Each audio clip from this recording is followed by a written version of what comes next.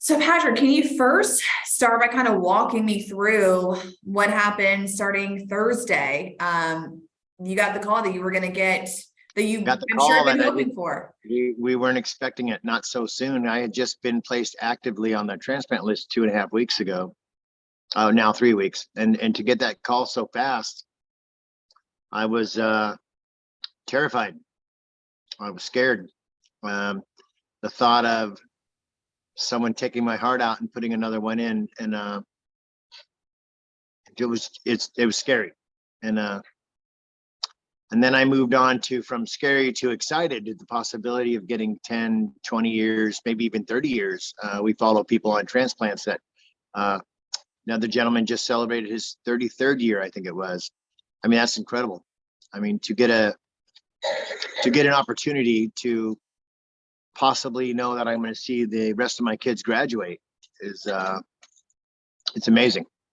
Yeah. So I went from totally fear to excitement. Yeah. So that's what else. Can you kind of walk me through, what all the rest happened, over the span of that next 24 hours, Okay, trying well, to get here to Seattle and, your flight's canceled?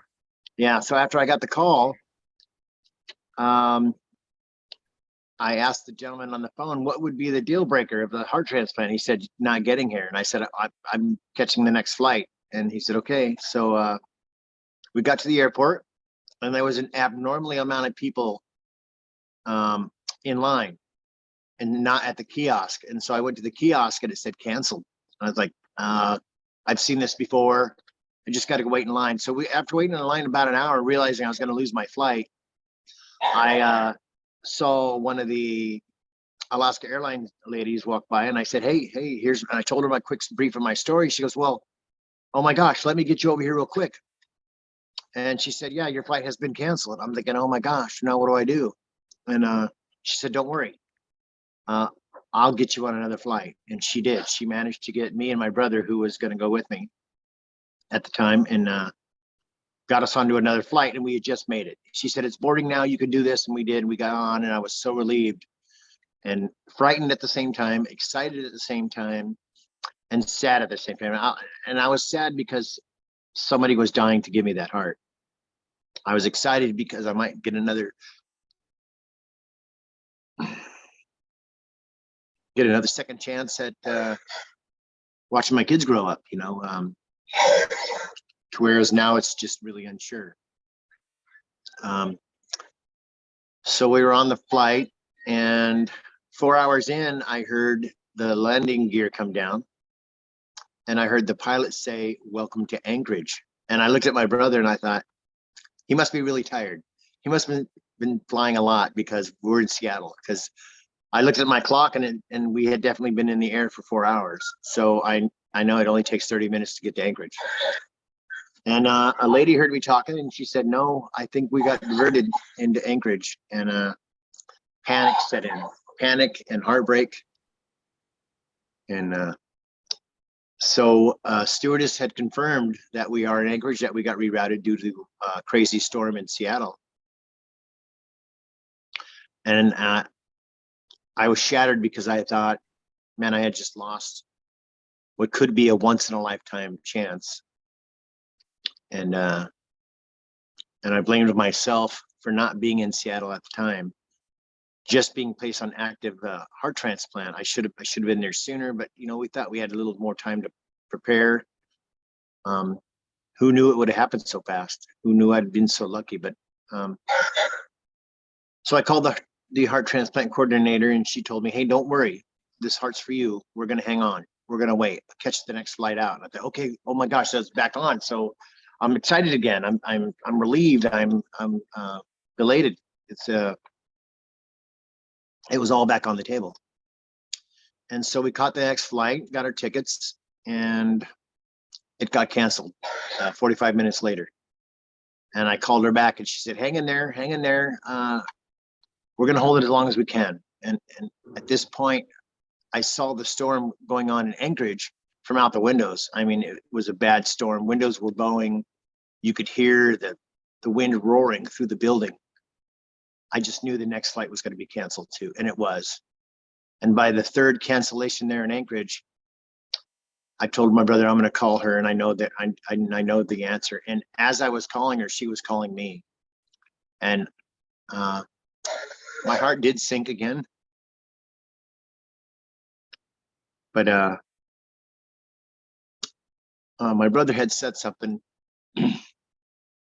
because I'm usually the cheerful person, and he said, "Hey, someone else is getting a Christmas miracle," and I thought, yeah, let's pray for him, and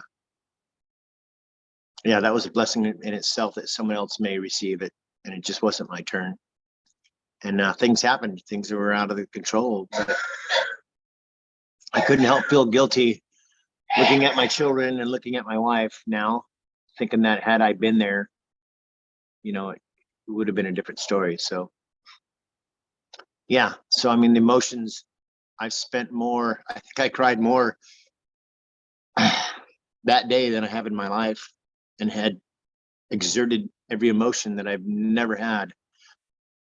And some that I've had, but never to that extreme. I mean, you're excited, you're scared, you're happy, you're sad. I mean, it was just roller coaster, one after another. And I was just so exhausted that I could feel my heart angina was going tenfold, and my heart felt like there was a brick sitting on top of it. Normally it feels like a hockey puck, but right now, I mean, at that time it felt like a brick. So it was very disappointing. But I had to, I'm at a look at the bright side kind of thing. And to get out of that funk, I immediately said, thank God there's going to be a family that saving someone's dad, saving someone's brother, saving someone's uncle. There's going to be a lot of happy people, no matter what. That yes, there's going to be sad people on my side, a lot of friends and family, but there's going to be a lot of sad people for the guy that had to give the heart. But there would be a lot of happy people too. So, I mean, in my mind, I can picture the guy jumping for joy that I didn't make it, but who wouldn't? You know what I mean? You've got another chance, second chance at a longer life when you're facing the possibility of your life ending at any time. I mean, I've had a lot of heart attacks and cardiac arrest to where I was pretty sure I'm not coming out of it. And I did. I got to wake up, get out of the hospital after another surgery, and see my family and kids again. So on the bright side, I got to go home and spend Christmas with my family and be loved on by a bunch of friends. So it was still good. After a whirlwind wave of emotions, how are you feeling now?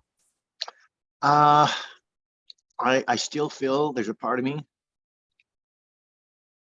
that I let my family down for taking granted of the situation that I thought I had time to plan, which really you don't. You never know when the call's going to come. But I was so sure it wouldn't happen for months, and but it was literally out of my hands at the time, because the three possibilities of people that I were going to stay with in Seattle were all shot down in just a matter of months. Things happened. I had lost my best friend that I was staying with while I was down there, which was my plan to stay there until I got my transplant. He had passed. I had lost another good friend of mine. Her family had to move into her home because of hard times due to COVID, and so I lost that place to stay. And somebody else had their son move in, and so I lost that place to stay. So it was kind of I was working through a network of our church and friends, and we had found another person, but we didn't align everything up at the time. So now I'm more proactive about it, and I've had a couple of new offers recently due to my wife's blogging, and she blogs about my story because it helps her cope with it. I mean, imagine your husband being hospitalized so many times that I am, one surgery after another, not knowing if I'm coming back home. I mean, she's been with me through heart attacks and and cardiac arrest and 6 bypass surgery, and it's been a crazy journey. And it took a long time to get on the list because you actually have to qualify. You have to be sick enough, for one. 2, you have to have, the rest of you's got to be good. Your brain, your mental stability, no tumors, no cancers. So there's a lot of that takes place in a transplant that you just don't think about until it's time. And we were told 5 years ago that this was going to happen, so we kind of knew it was in the air, but not this fast. So Yeah, can you explain a little bit about the active transplant process, how you kind of only had that short window of time to get there? Yeah. So it's different for everybody. Sometimes the patient can be brain damaged, but not brain dead. And as long as the body's functioning, you can, some cases you can keep people alive a little longer. It's preferred that you're there, so there's no risk at damage to the organs. Anytime that you prolong it, you're taking a longer risk for deterioration of the organs. So being there was essential, I think, but they felt that in my situation, because I have so many electronics in my chest and I've done well with electronics, that I could actually make the flight and make the list, and it happened. So it's not like I didn't think there was any possibility of happening soon, but the majority of people that we follow never got a transplant that fast. In fact, I can't recall any of them getting a transplant that fast. So it was definitely threw me for a loop, and I look back at it and I just, yeah. So I'm going to be more prepared, and I'm planning on being in Seattle in a couple of weeks. So I think that opportunity will come back again. So you essentially have 8 hours from the call to get there.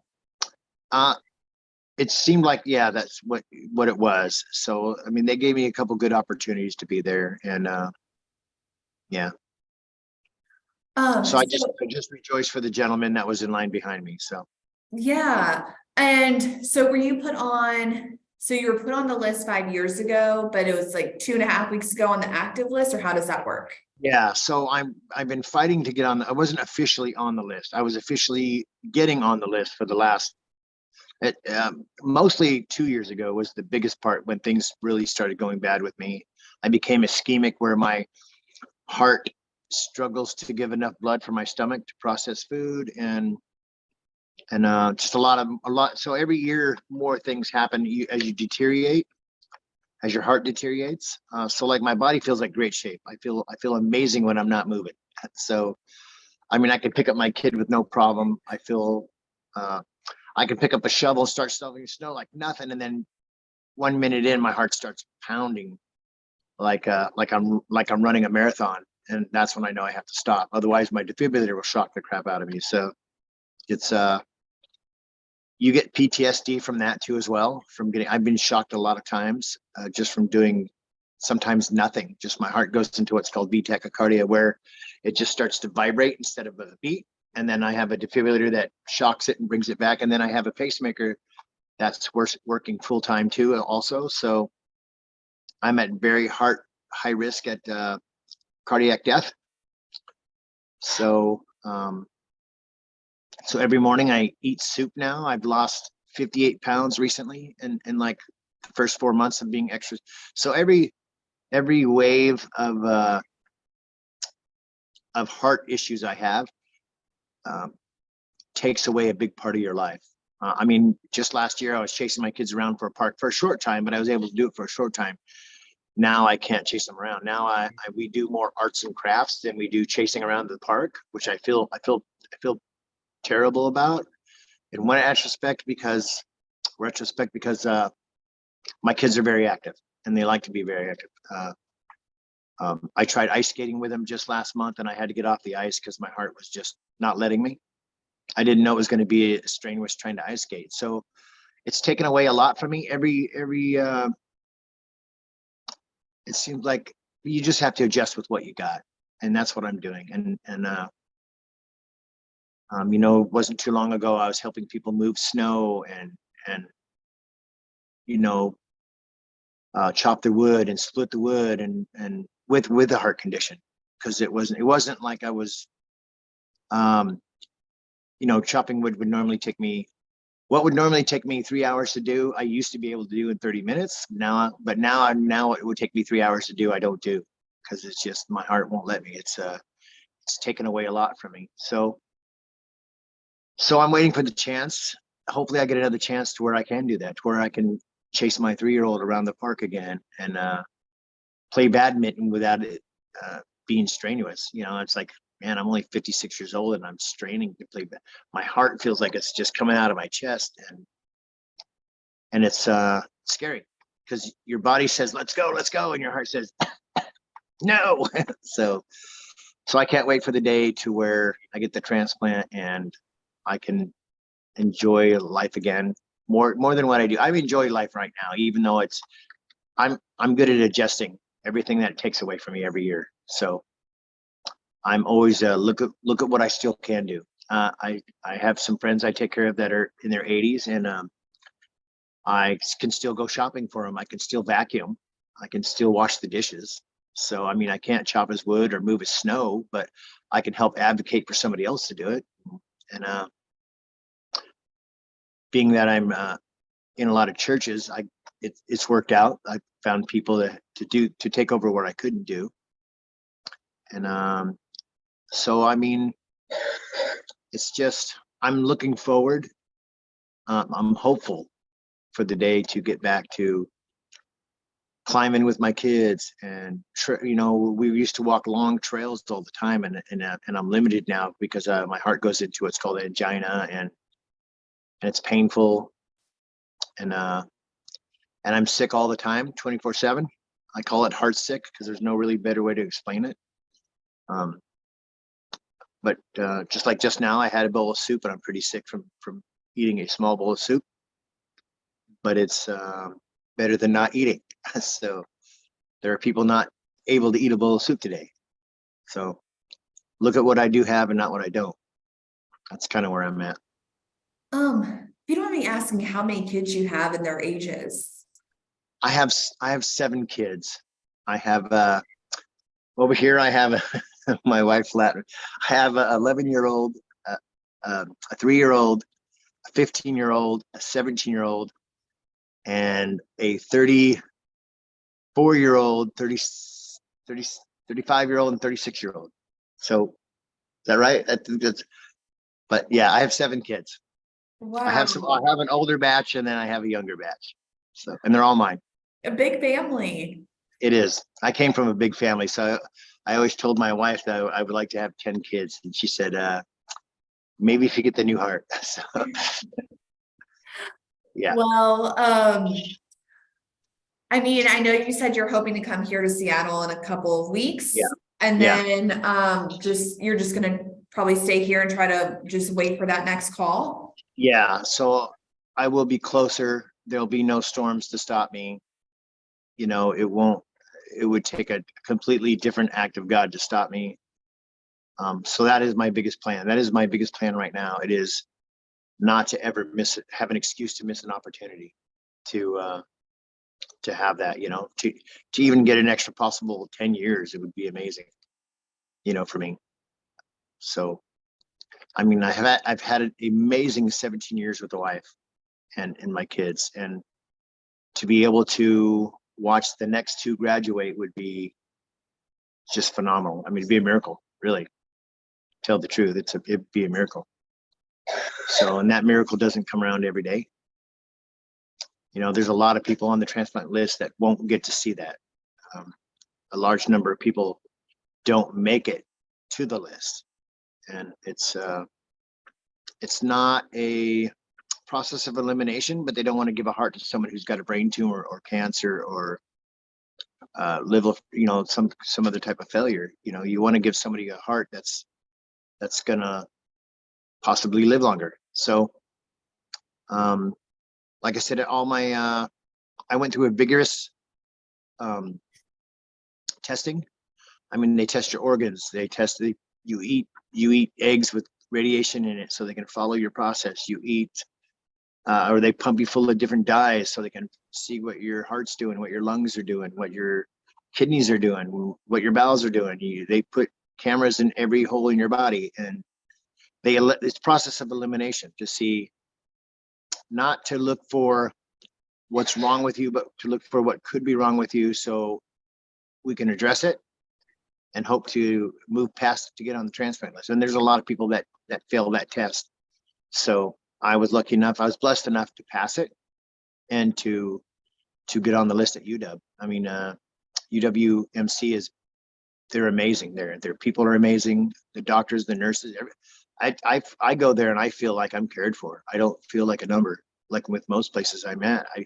There you just feel like that they want you to live. They want you to succeed. So I'm blessed to be able to go there. So yeah, that's our biggest deal, to be there.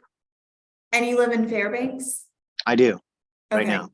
Okay. So my wife and kids are going to stay here until I get the call. Then my wife will come down and our pastors will watch our kids, and we have a friend that'll watch our dog, and I have a brother that will watch my house. So we've got it all planned out, and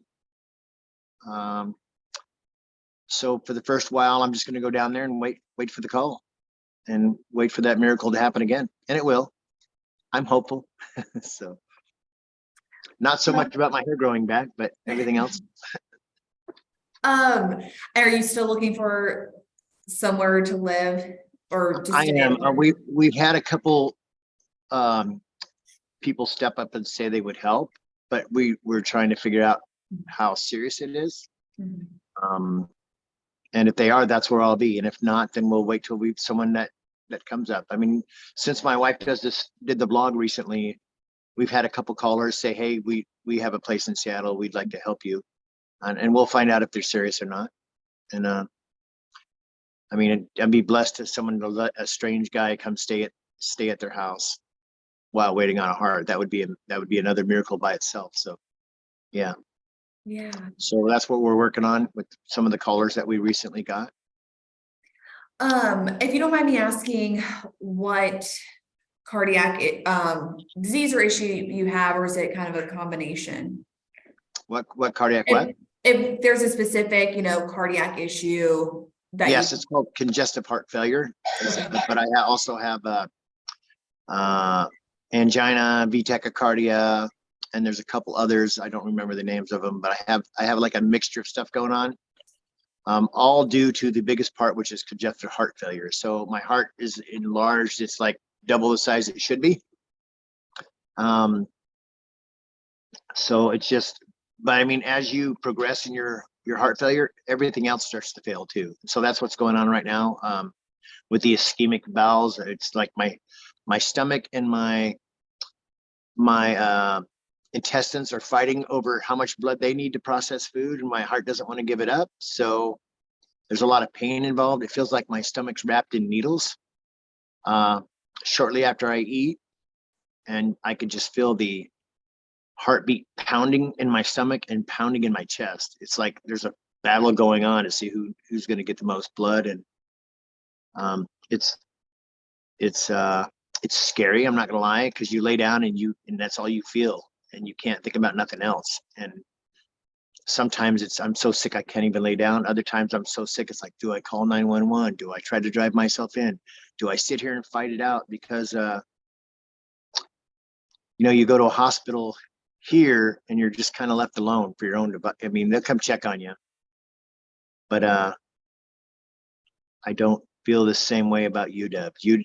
UWMC has made me feel very cared for, I mean, just amazing. So being there is important to me for more than just one reason, yeah. Seattle, I have a bad memory from Seattle because, like I said, I lost my best friend there. But I'm hoping to have a lot of good memories too. Yeah, there's a lot of good there, and that's what I'm going to go find. So Any other message or thing that you want people to know that I haven't thought to ask about, moving forward? My biggest message for people is, um, do what you can to take care of others, because you're going to be in need someday. And whether it be karma or faith, I just think it's important to take care of somebody else. I think it's to find a senior, mow their lawn, move their snow, 10, 15 minutes a day or a week, whatever it takes. Yeah, that's my biggest thing, is help somebody else. Help somebody else, because if you sit there and worry about you all day long, it'll bring you down. So, and I feel good when I help somebody. When I leave somebody's house I just went shopping for, I feel really good. I don't look at, oh my gosh, gotta go shopping. I feel like, hey man, I just helped a guy that couldn't go shopping on his own. I just helped someone into the bathtub that couldn't do hygiene. So, and a lot of people are like, whoa, it's like, nah, because we're all going to be there. We better hope that we get to see that day. But yeah, the majority of us will be there, and better hope you have a Patrick. So that's what I tell everybody. I hope to have a Patrick when I get there. So